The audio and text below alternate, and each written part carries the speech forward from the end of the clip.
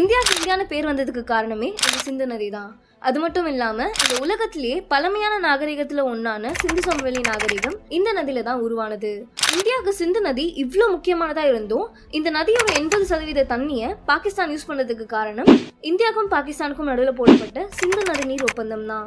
சிந்து நதி ஒப்பந்தம்னா என்ன, ஏன் இந்தியா இந்த ஒப்பந்தத்துக்கு ஒத்துக்கிட்டாங்க, இப்போ ஏன் தற்காலிகமா இந்த ஒப்பந்தத்தை நிறுத்தி வச்சிருக்காங்கன்னு இந்த வீடியோல தெரிஞ்சுக்கலாம்.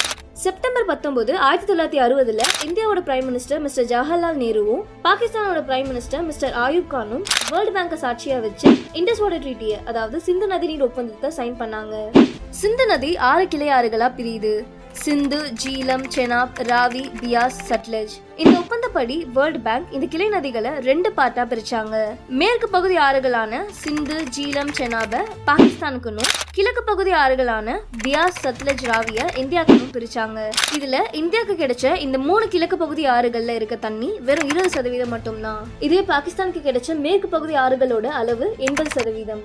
ஆனா இந்த 3 மேற்கு பகுதி ஆறுகளும் இந்தியால இருந்து தான் போகிறதுனால இந்த நதிகள்ல இருக்க தண்ணியை இந்தியா லிமிட்டா யூஸ் பண்ணிக்கலாம். அதே மாதிரி நான் கன்செப்டிவ் யூஸையும் அலோ பண்ணியிருக்காங்க. அதாவது யூஸ் பண்ற தண்ணி திருப்பி அந்த நதிக்கே போகிறது தான் நான் கன்செப்டிவ் யூஸ். எக்ஸாம்பிளுக்கு துணி துவைக்கிறதுக்கோ இல்ல வீட்டு உபயோகத்துக்கோ பயன்படுத்திக்கலாம். ஆனா இந்த நதிகள்ல இருக்க தண்ணியை பயிர்களுக்கு நீர் பாய்ச்சவும் கூடாது, இந்த நதிகள்ல அணை கட்டவும் கூடாது. சப்போஸ் இந்த நதி சம்பந்தப்பட்டு ஏதாச்சும் பிரச்சனை வந்ததுன்னா அதை சரி பண்றதுக்கு பெர்மனன்ட் இண்டஸ் கமிஷனை உருவாக்குனாங்க. இந்த கமிஷனுக்கு இந்தியால இருந்து ஒருத்தனும் பாகிஸ்தான்ல இருந்து ஒருத்தனும் 2 ஹெட் இருக்காங்க. சப்போஸ் இந்த கமிஷனால ஒரு பிரச்சனையை சால்வ் பண்ண முடியல அப்படின்னா வேர்ல்டு பேங்க் ஒரு நியூட்ரல் எக்ஸ்பர்ட்டா அப்பாயிண்ட் பண்ணுவாங்க. இந்த நியூட்ரல் எக்ஸ்பர்ட் டெக்னிக்கலா அந்த பிரச்சனையை சால்வ் பண்ண பாப்பாரு. சப்போஸ் அவங்களாலையும் அந்த பிரச்சனையை சால்வ் பண்ண முடியல அப்படின்னா அடுத்த லெவலான கோர்ட் ஆஃப் ஆர்பிட்ரேஷன், அதாவது நடுவர் நீதிமன்றத்துக்கு போகும். இந்த நடுவர் நீதிமன்றத்தோட ஹெட்டை வேர்ல்டு பேங்க் தான் அப்பாயிண்ட் பண்ணுவாங்க.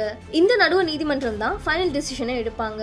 இந்த ஒப்பந்தம் பாகிஸ்தானுக்கு அதிகமான லாபத்தை தருதுன்னு தெரிஞ்சுதான் இந்தியா சைன் பண்ணாங்க. இந்த அக்ரிமெண்ட்டுக்கு அப்புறமா பாகிஸ்தான் இந்தியா மேல எந்த ஒரு விரோதமான நடவடிக்கையும் எடுக்காதுன்னு நம்பினாங்க.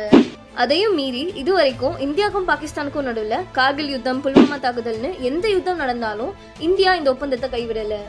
ஆனா இப்ப ரீசெண்டா நடந்த பஹல்காம் தாக்குதலுக்கு அப்புறமா இதுக்கு ஒரு முற்றுப்புள்ளி வைக்கணும்ன்றதுக்காக இந்தியா இந்த ஒப்பந்தத்தை தற்காலிகமா நிறுத்தி வச்சிருக்காங்க. இந்தியாவோட இந்த முடிவு பத்தி வேர்ல்டு பேங்க் இதுவரைக்கும் எதுவும் சொல்லல.